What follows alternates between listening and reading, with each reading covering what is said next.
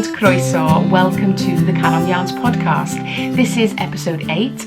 My name is Lynn and I'm coming to you from Cardiff in Wales in the UK, and it is September the 1st.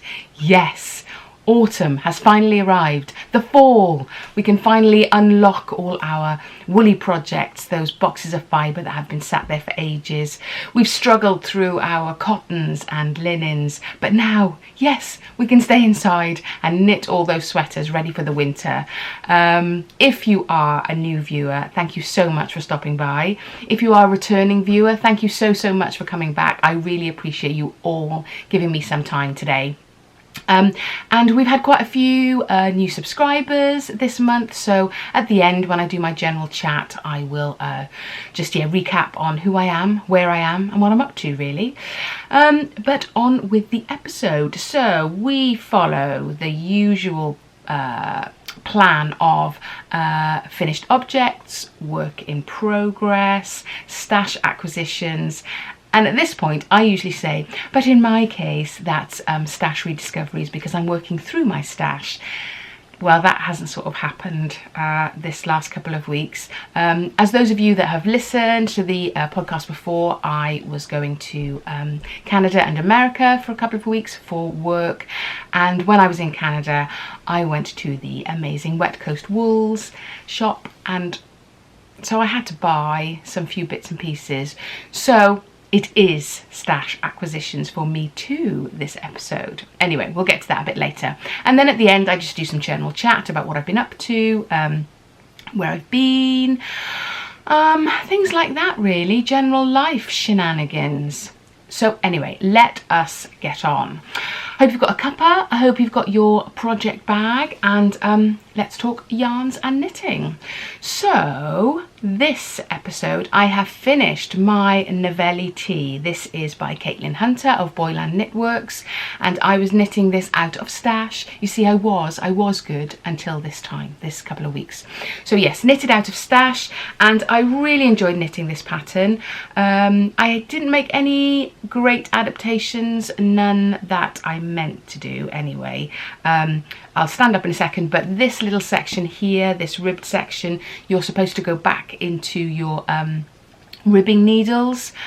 Yeah, I forgot. I was too excited, and so I pushed on, and that didn't happen. However, I quite like it. It's fine because it makes the neck a little bit more open, a little bit more slashy, I think. So yeah, it's an adaptation that I'll pretend I did on purpose, but I didn't. It's fine.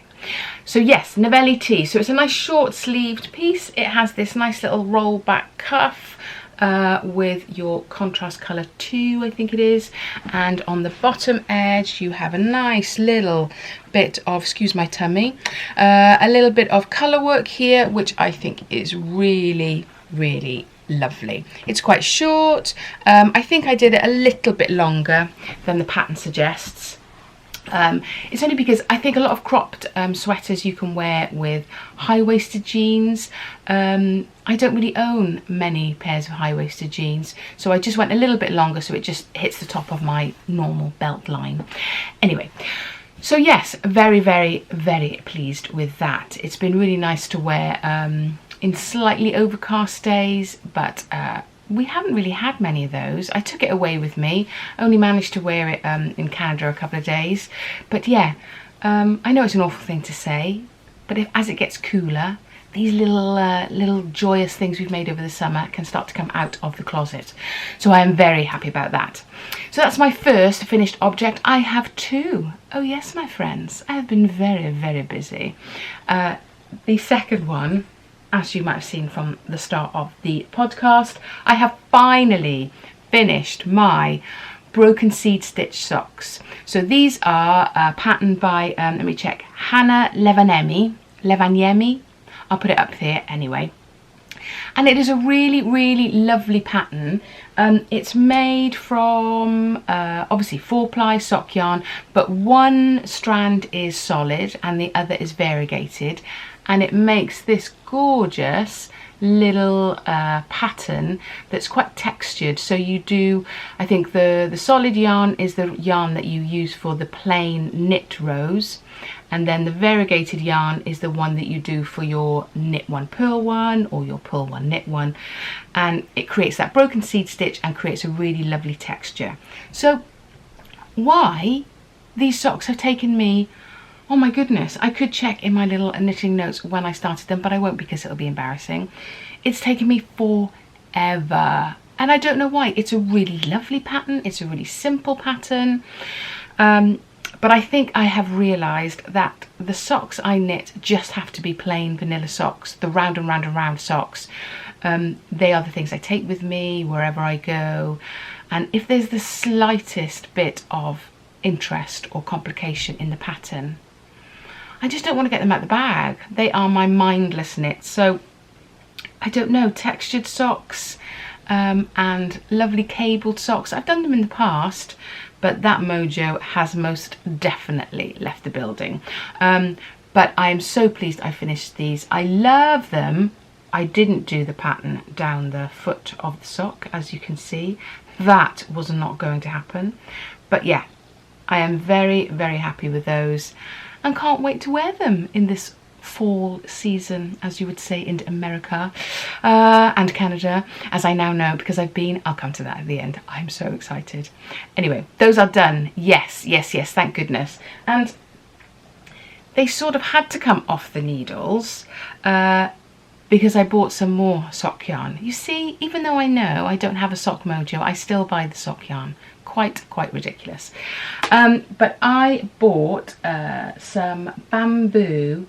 Oh, I've forgotten the ball band. I'm going to get it because it's really interesting. So I'm going to turn you off for a second. Excusez-moi. Hi, me again. Yes, I have the ball band. So it is a... where does it say? Here. Wool-free bamboo. Can you see that? Yeah, so wool-free bamboo, and it is a flot sock. The old normal, see how it comes up? Yes, so this is a 4-ply. It is 420 meters on 100 grams, and it is a self-patterning sock yarn. Bamboo and polyester or viscose, I think it is.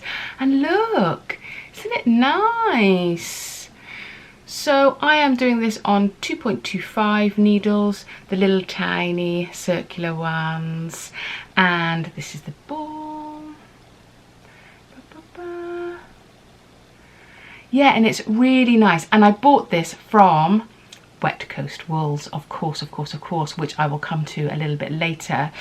But I really like it because some bamboos, they haven't got much stretch in them. You're not going to be able to see that because I'm not good enough with my camera. But it's still got a nice little stretch to it. It really feels lovely and light. And I really like knitting with it. I've knitted with bamboo sock yarn in the past and it's been quite splitty. But this by Pelana Garn. Can you see? Is that going to focus there on the badge? Yeah, this is very nice indeed. I absolutely recommend. There's loads of different colours they have there at Wet Coast Wools, and it's fab. Really light, really stretchy. So I'm looking forward to doing that and seeing how they come up. And you see, because it's round and round, I don't mind getting on with it. It's fine. It isn't such a drama. I mean, goodness me, broken seed stitch is hardly a drama, is it? But I could not get my brain into gear. So those ones are knitting up nicely, and that is very exciting with a new wool. So yeah, the other work's in progress. So as you know, those of you that have been with me for a little while, I have been working on the Melanie Berg shawl, the Rheinlust shawl. Let me just show you the pattern of it, the texture of it. And it is this really gorgeous, like wavy pattern. And I am doing it in a linen and cotton mix these lovely blues and turquoisey colours. Oh, that's not going to focus. Anyway, you get the gist. Here it is. So in my last episode I said, oh yeah, I'm going to take that with me because it's a really complicated lacy pattern and I can really focus on it on that long plane journey overseas. Yeah, this project has had a lovely little holiday. It has not. This is the first time I've taken it out of the bag in 2 days. So we got back yesterday, last night. It's had a lovely trip to Canada and Vancouver and Eugene in Oregon and Long Beach in LA. Lovely, lovely time it's had. Has it made any progress? Nope. Not one stitch. So that's going to sit there now, isn't it? Because obviously the autumn is upon us. Colour work is screaming at me from my stash boxes. So... and I really, really like it, so, oh, I don't know, maybe I'm going to have to kind of give it a timetable, allocate it a Tuesday evening or something, and get on with it, so that by the next summer, I'm ready to drape myself in a luxurious linen shawl. Is that going to happen? We'll see. I'll keep you posted. But anyway, this has had a lovely holiday. Have you done that? Taken stuff with you that's had beautiful trips around the world, but never really come out of the project bag? So yes, disappointed in myself there, but I was just too nosy on the plane, seeing what other people were doing and watching the things on the little telly and eating those lovely tiny little meals that you get really excited about when they bring them round. So yeah, no progress on that one, I'm afraid. But for works in progress, that is about it. I'm hoping to cast on this weekend. I'm going away again with my lovely knitting gang who I haven't seen for ages. So yeah, we're going away for a weekend down to West Wales, and I will probably start a little colour work project there. I'm going to do a sample for the flea cardigan. I'll put the details up so that I can steek. Glenda from Wet Coast Wools has given me some very good advice on steeking, so I'm going to do a sample thing that I can steek before I embark on the cardigan. That's what I've never steeked before, so that is the next challenge for myself. Yes, so I shall be doing that at the weekend, I hope, and in a way I kind of hope it's really poor weather. Isn't that awful? I'm sorry, but I just want to sit inside and drink tea and talk about absolute nonsense and knit with my lovely lady friends. Anyway, so stash acquisitions. Oh my lord. So this, I did it. I went to, yay, Wet Coast Wools. Now then, for those of you that don't know, Wet Coast Wools is a shop in Vancouver, and it is run by Glenda and Kelsey, and they have a brilliant podcast, so you must tune in. I'll put the details down here, but they're fabulous. So I followed them for a while on the old YouTube, and then when I found out I was going to Canada for work to Vancouver, oh, that was a bit exciting. So yes, I went along and met them, and they were just glorious. What wonderful women. I had some hours in their shop. Whether they liked it or not, I was there, I was staying, but I was made very welcome, and I met some of their amazing knitting group that kind of popped into the shop, chilled there for a few hours, bought some lovely things, and then I managed to get an afternoon off from work, so I went back and got some other bits and pieces, as you will see in a second. But do watch their podcast. If you are in Vancouver, you must seek them out. They're slightly away from the very centre of Vancouver in Kitsilano, I think the area is called. It is a glorious area of Vancouver, really chilled, lots of vintage shops, lots of great places to eat. The sushi there is amazing if you're a sushi kind of person, and it's a train and a bus, but if you put it into Google Maps tells you which train to get, which bus to get. You literally are about 2 minutes walk from their door. You get a day pass. You can go on all the different transport things. You don't have to worry about tickets here, tickets there. get a day pass. You can go on all the trains, all the buses, explore Vancouver, go to their shop. It is brilliant. They are fantastic, so welcoming, so lovely.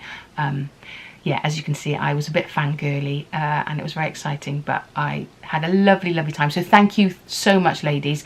I'll probably put a little bit of a video here of the shop and then I will show you what I bought. So roll VT. Is that a thing anymore?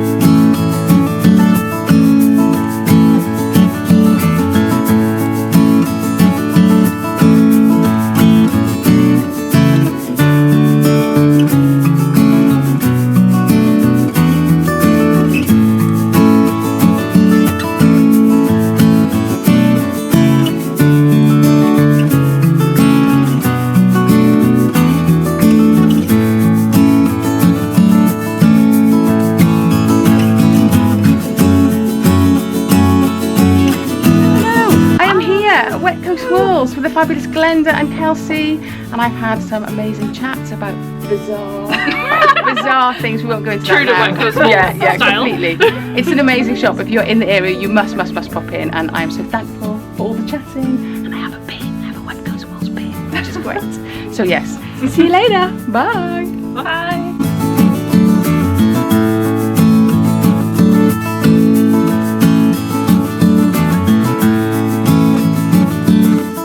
So yes, there they are, the glorious Glenda and Kelsey. Fabulous. We talked about some real random topics in their shop, and I met some amazing people, and I made some fabulous new friends. Even if they don't know they're my friends, you're my friends now. So, you know, there we go. But what did I buy? Well, I could have gone crazy, but I didn't go too crazy because obviously I had to carry it back in my bag. Just taking these out, excuse the plastic rustling. So first of all, I bought the Amy Hertzog Ultimate Sweater book. They have an amazing selection of pattern books, lots of local designers as well, and this pattern book is it's kind of helps you understand lots of different methods and methodologies of sweater construction, and it says the essential reference for knitting sweaters from scratch. Is there any other way of knitting sweaters? I don't know, but this is some lovely patterns in there as well, but also kind of dissects the different methods of creating sweaters, cardigans, etc. And I think these last couple of years I've knitted quite a lot of garments, and they've all had completely different methods of splitting for the sleeves or doing the necklines, or they're all of a similar vein, of course, because they're all a similar shape. But what I really want to now start learning is how those small adaptations can change a cardigan or a sweater in quite a big way. So, you know, if I wanted my Navelli Tee to have long sleeves, well, how would I create long sleeves? How would I work out the decreases and stuff? And we do them when we're following a pattern, no problem at all. But I think once you start to understand why you're doing something, you can kind of make adaptations as you go and make things that fit better for yourself or people you're making it for, and therefore become more worn, more loved, etc. And all that effort that goes into making those jumpers and sweaters, jumpers, sweaters, cardigans, whatever, means that you get exactly what you want. So many times, isn't it, you make something and you think, no, it's a bit too tight here or a bit too loose there. So I'm hoping that this lovely book will give me lots of answers. So I'm looking forward to flicking through that. Excuse me. Oh, very dry. And then, what else? Then I bought, because obviously, you know, as I said, my sock mojo is non-existent, so it's a bit squashed now. But I bought a sock kit. Now look at these. Oops. So this is a self-striping hand-dyed sock kit. So you can see there's 2 balls of yarn in there to create 2 socks that are the same, I would hope. And it is from a unique sock. Unique sock. So I haven't seen these before. I haven't opened the box yet. But yeah, normal kind of yardage, weight, etc, etc. But yes, so they're lovely. I really like those colours, the kind of blues and reds, and there's a little bit of gold and stuff in there. Oh, here we go. You can see what it should be later. So hopefully, fingers crossed, that's what it'll look like. We'll see, we'll see. But that is really lovely. I'm looking forward to doing those. What else did I get? Oh yeah, Glenda gave me a Wet Coast Wools pin. Oh look. Oh, you can't see it because I'm so rubbish. No, here. Yay, look, there he is. So that was fun. Thank you very much. Thank you for that. And then this. Oh, look. The ultimate kit. And isn't it just? So this is K-Zip Knits. This is the yarn that's dyed by Kelsey of Wet Coast Wools.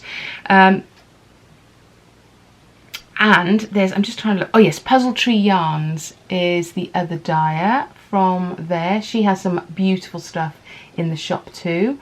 So K-Zip Knits has stuff in the shop, as does Puzzle Tree. And then what have we got here? There's K-Zip Knits, Puzzle Tree, and there's a third person in this pack, as you can see.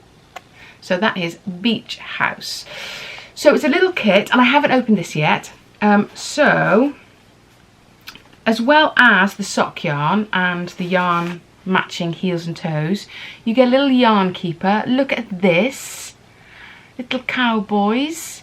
How cute is that? And also a little sheriff's badge stitch holder there, which I'm liking very much indeed. And then a little project bag. Oh my goodness. I haven't opened this, and it's more glorious than I thought it would be. It's got a little pocket. Oh, I can't get it out now. Ah, here we go. Well, this is fun watching, isn't it? Me struggle with something beneath the lens. Oh my goodness, look. Oh, come out. Right, here we go, here we go. Oh, look at this. So this is a little project bag. It's got some little pockets here at the front. And hi partner. How cute is that? And then, oh, there's pockets inside and everything. Look. Yippee indeed. So lovely little lining in there. Now I think, I'm pretty sure, these are made by Heather, who I also met in the shop, who is an amazing, amazing woman. She's a geologist or a geophysicist. I'm not sure which one, what that is. Anyway, she was off on a big expedition up to the outback in the north of Canada, through the mountains, etc. And her last project, she'd been checking the amount of gravity in rocks. Isn't that the weirdest thing ever? Anyway, she'll tell you more about it. But what an amazing woman. Really, really lovely to meet her. So yes, as far as I can remember, she makes these bags. I'm guessing then she is Beach House. That would make sense because Puzzle Tree Yarns is this one, the heel and toe, and this one is Kelsey and K-Zip Knits. And I would imagine, is it Kelsey that's made the little stitch marker there as well? I'm not sure. But yeah, lovely, lovely, smooth, soft colours, and this is rather a treat. So yeah, I got all those on my first trip. Yeah, I say first. So that was lovely. We had a lovely time, lovely chats, lovely laughs, and they had rather a large selection of Holst yarn, which is always glorious, really lovely colours. So I looked, but I didn't buy. I was very good. I focused on those bits and pieces, which I'm very pleased about. But then I went back a couple of days later. Yeah, so this happened. Look at those glorious colours. You see, even my camera was disgusted with me then. It just turned itself off for no reason. Well, it wasn't no reason. It was disgust and dismay that I should buy more stuff. But yes, this is what I bought. These Holst yarn balls are just lovely, or cakes rather. So they're a 4-ply. They're quite rusticy. For those of you that haven't experienced, I haven't used them yet. I've seen them, I've squooshed them, but I've never purchased them. So yeah, so this is the yarn band. General ingredients there. So 100% wool, and it is 50 grams, 287 meters. So because this is rusticy, it's great for colour work, and it is the season. It is the season for the colour work. So I think I'm gonna get, you can get it in cones, 400 gram cones. So I'm gonna have a little look and match up a cone of yarn to go with this, but I think this will be a lovely colour work section on the sweater. I'm not even sure what yet. Probably something from Tin Can Knits, because they are glorious patterns. But I shall have a look. So yes, my yarn diet. Shameful, shameful behaviour, but at least I've got lots to keep me entertained over the winter, and I had such a lovely time with Kelsey and Glenda. As I say, thank you so much again for being so warm and welcoming, and showing me around your shop. I know you've got new stuff in now, so I'll have to come back. Oh dear. So that's about it really on the whole knitting. And I nearly forgot this week's Covert Corner. So this is where we discuss projects that have caught your eye over the weeks. Something on Ravelry or on Instagram, a project or a yarn or a designer that you've gone, oh, this is really lovely, and you just want to share it with us all. So you can tag me as #CovertCorner on Instagram, or you can go over to Ravelry, find us there and put something on the Covert Corner thread there. But I only have one this week, but this is a rather special piece, I think, for Covert Corner. So it is the Barocco, I think that's how you say it, Barocco by Stella Egedy or Egedy. It is, I'll put the picture up. What a beautiful textured yoke that is. The combination of colours, the combination of texture in a glorious sweater. Oh, that really made my mouth water this week when I saw that coming up through my feed. It is a lovely pattern. It's on Ravelry. I shall put the details here. It is a 4-ply, I believe. I haven't investigated too much because I know if I download the pattern, it's inevitable I will cast on, then all the other things will go out the window. But this is glorious. You can really see how you can combine beautiful colours really, really well.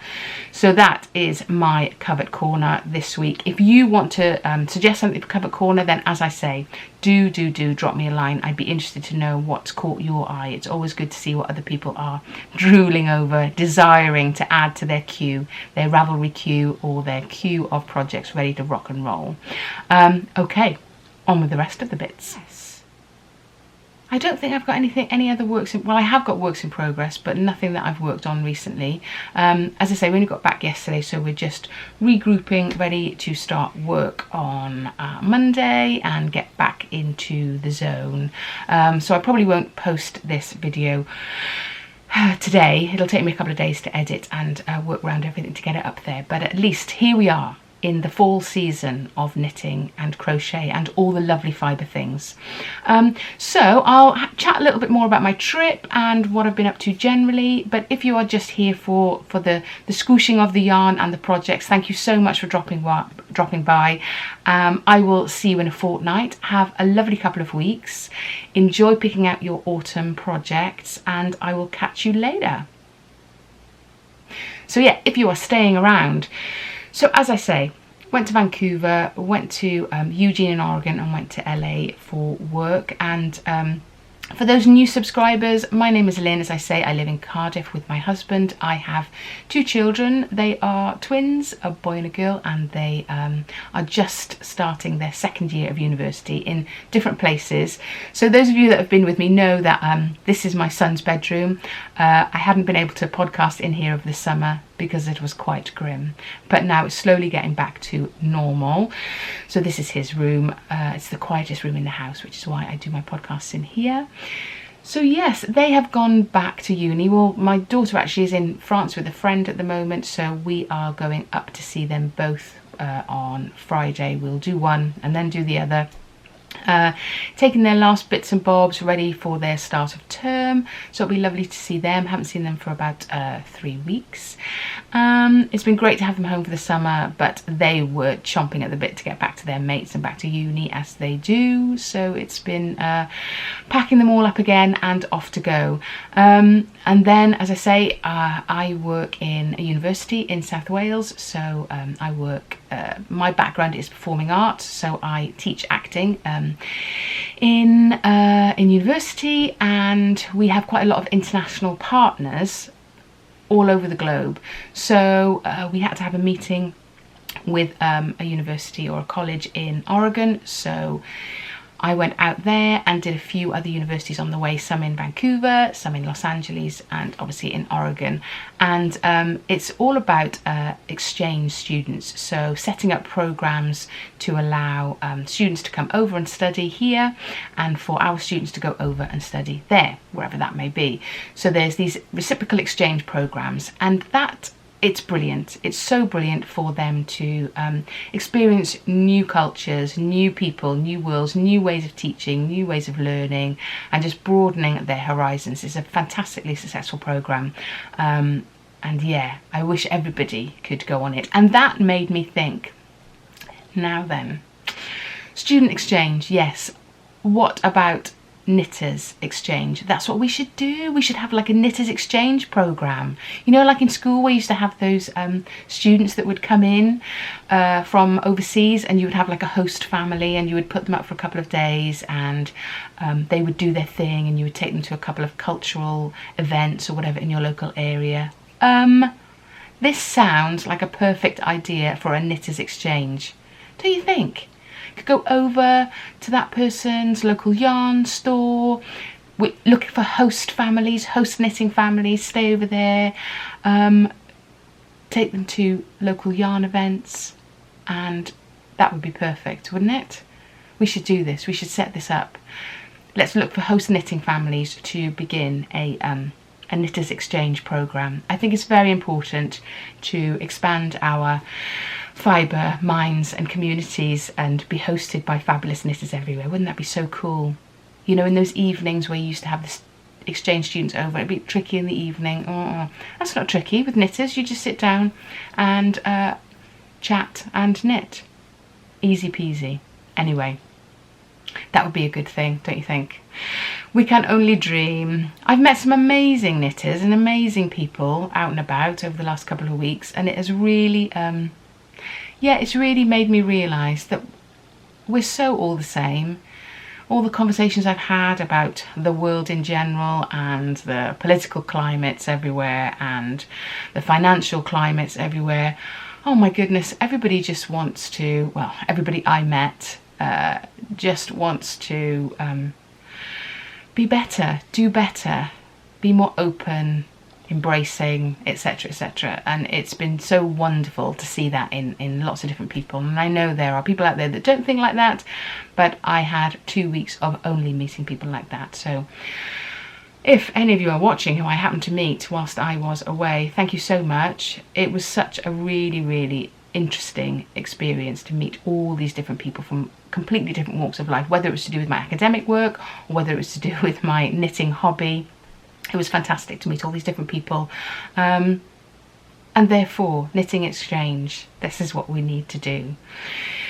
So yes, I am back into university on Monday and back to getting everything ready for our new intake of students to arrive, welcoming back our second and third years, which is always lovely to see them. It's so lovely when you kind of see on Twitter and everything that everybody's so excited to come back and start their new term, their new classes, meet their new tutors, meet their new first years. So yeah, it's going to be great. It's going to be busy, but it's going to be great. I can't wait to kind of get stuck back into that work now too. Other than that, that's sort of it. This might be a slightly longer episode than normal. If so, I do apologise for me rambling on. But I hope you guys are all well and you have had a good few weeks of knitting. I've been a little sporadic over the summer, but hopefully now I'm back in my yarn booth. I can be a bit more regular in my podcasting. As I say, it's a fortnightly podcast, so I will see you in a couple of weeks. Take care of yourselves, enjoy your projects, enjoy being excited about what's going to happen in your autumn projects. Is it going to be colour work? Is it going to be texture? Is it going to be lace? Who knows? How exciting. I will see you very soon. Thank you for dropping by. Hwyl fawr. Bye.